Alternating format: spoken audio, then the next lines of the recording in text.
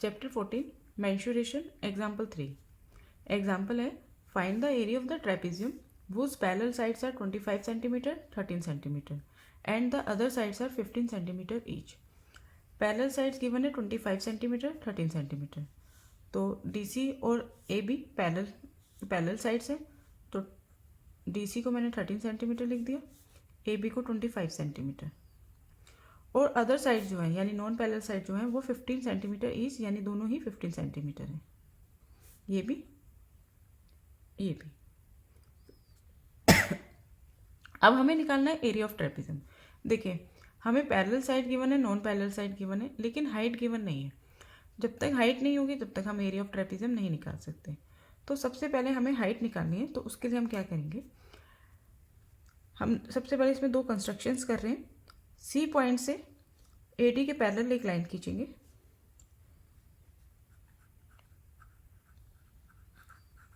Through C हम draw करेंगे CF parallel to AD. ये AD और CF ये दोनों पैरेलल हो गई.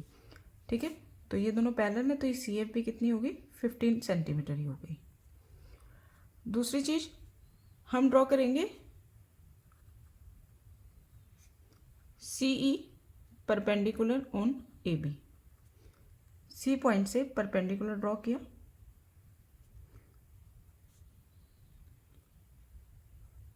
CE perpendicular on AB. ये दो हमारे कंस्ट्रक्शंस हैं. अब देखिए AD और CF पैरेलल है, दोनों 15 सेंटीमीटर है. DC और AB भी पैरेलल है, तो DC और AB पैरेलल है, तो AF क्या है, AF भी CD के पैरेलल होगा. क्यों? क्योंकि AF जो है AB लाइन का ही एक पार्ट है. AF जो है वो AB लाइन का ही एक पार्ट है. तो AF और DC भी पैरेलल होंगे, AD और CF भी पैरेलल है. AD और CF पैरेलल इसलिए हैं बाय कंस्ट्रक्शन, और DC और AF पैरेलल गिवन है क्योंकि DC AB के पैरेलल है, तो AB पर ही AF पॉइंट है, AB का ही एक पार्ट है AF, तो DC और AF भी पैरेलल होंगी. अपोजिट साइड्स दोनों पैरेलल हो गई, तो यानी कि ADCF एक पैरेललोग्राम बन गया. पैरेललोग्राम के अपोजिट साइड्स इक्वल होती है, तो DC अगर 13 है तो AF भी 13 सेंटीमीटर होगी. AD के पैरेलल CF ड्रॉ करी थी, तो ये 15 थी. DC और AB पैरेलल है, तो दोनों अपोजिट साइड्स पैरेलल है, तो DC के इक्वल AF होगी, तो AF भी 13 सेंटीमीटर होगी. ठीक है, अब उसके बाद हम FB फाइंड कर सकते हैं. कैसे? FB is equal to FB is equal to AB minus AF. AB हमें मालूम है 25 सेंटीमीटर, माइनस AF हमें मालूम है 13 सेंटीमीटर. अगर हम इसको माइनस कर देंगे तो आएगा 12 सेंटीमीटर. तो ये हो गई हमारी FB. अब इसके बाद आओ इस राइट एंगल, इस वाले ट्रायंगल में, in triangle CFB, in triangle CFB देखो CF और CB दोनों 15 सेंटीमीटर है, यानी कि हम इसको कह सकते हैं इट इज एन, दो साइड्स इक्वल होती हैं तो वो क्या बन जाता है, आइसोस्केलिस ट्रायंगल.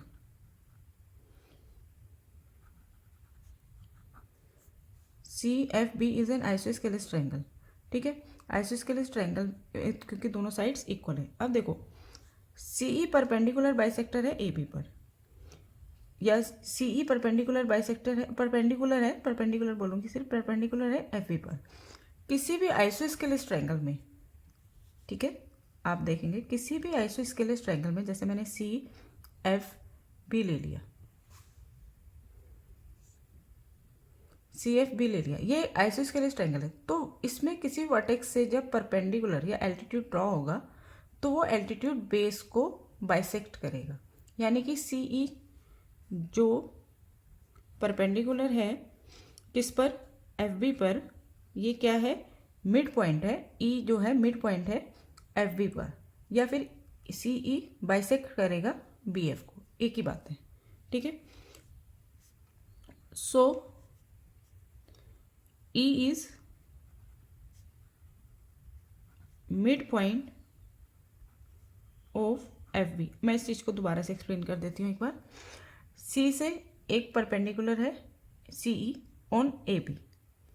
अब ये वाला ट्रायंगल बन रहा है आइसोस्केलेस ट्रायंगल। तो किसी भी आइसोस्केलेस ट्रायंगल में जब कोई परपेंडिकुलर या एल्टीट्यूड एक वर्टेक्स से ड्रॉ होता है तो वो जिस वर्टेक्स पे गिर रहा है वो उस वर्टेक्स जिस साइड पे गिर रहा है उसको वो बाइसेक्ट करता है। तो यानी सी से जो परपेंडिकुलर गिरा है ये एफ बी को बाइसेक्ट करेगा। तो एफ ई और ई बी इक्वल होंगे। ठीक है, तो F E is equal to E B और ये दोनों क्या होंगे, पूरे एफ बी के हाफ होंगे। F E is equal to E B is equal to half of F B. और एफ बी कितना है हमारे पास 12 सेंटीमीटर। तो एफ ई या ये वाला पार्ट और ये वाला पार्ट कितने कितने हो जाएंगे 6 सेंटीमीटर 6 सेंटीमीटर। ठीक है, अब हम लेंगे ये वाला right angle triangle.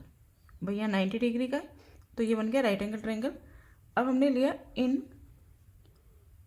Right angle triangle जिसमें एक एंगल 90 डिग्री है। सी ई एफ। जो राइट एंगल होता है उसके सामने वाली जो साइड होती है वो होती है हाइपोटेनियस। और राइट एंगल ट्रायंगल में क्या होता है, हाइपोटेनियस का square is equal to height का स्क्वायर यानी परपेंडिकुलर का स्क्वायर प्लस एफ ई का स्क्वायर बेस का स्क्वायर। और ये कहलाती है हमारी Pythagoras theorem.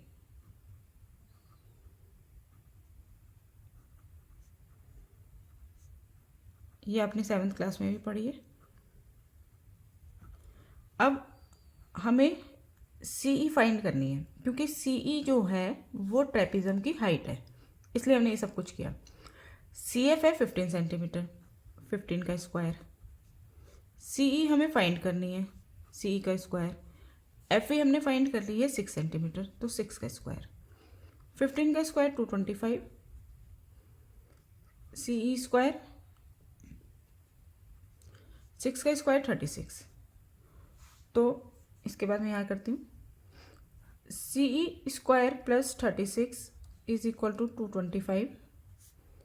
C E square is equal to 225 minus 36 तो C E square is equal to 189 आ गया। अब हम क्या करेंगे, सी ई क्या हो जाएगा अंडर रूट 189। स्क्वायर जो है एल एच एस से आर एच एस में आएगा तो स्क्वायर रूट बन जाएगा। 189 के प्राइम फैक्टर करें 3 से डिविजिबल है 3 6 18 3 3 9 अगेन 3 से 3 2 6 3 1 3 3 7 21 7।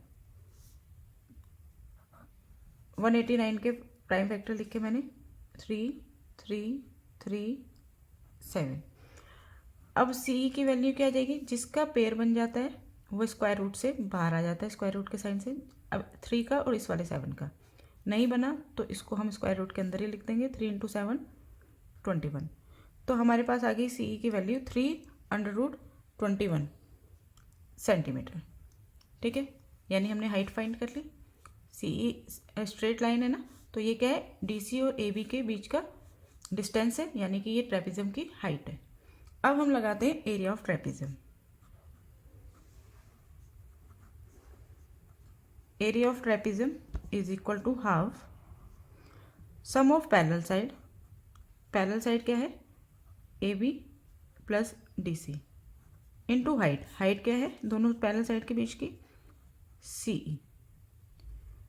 Half A B 25 D C 13 centimetre into height 3√21।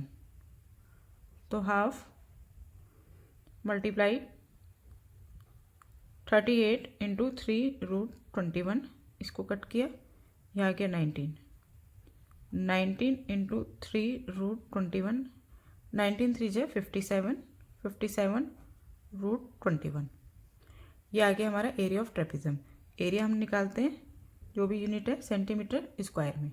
आप हमेशा ये चीज़ याद रखेंगे, जो भी चीज़ निकालेंगे उसके आगे उसकी यूनिट ज़रूर लिखेंगे। डायग्राम ज़रूर बनाएंगे। फॉर्मूला ज़रूर लिखेंगे। ये सब चीज़ें ज़रूर करनी है।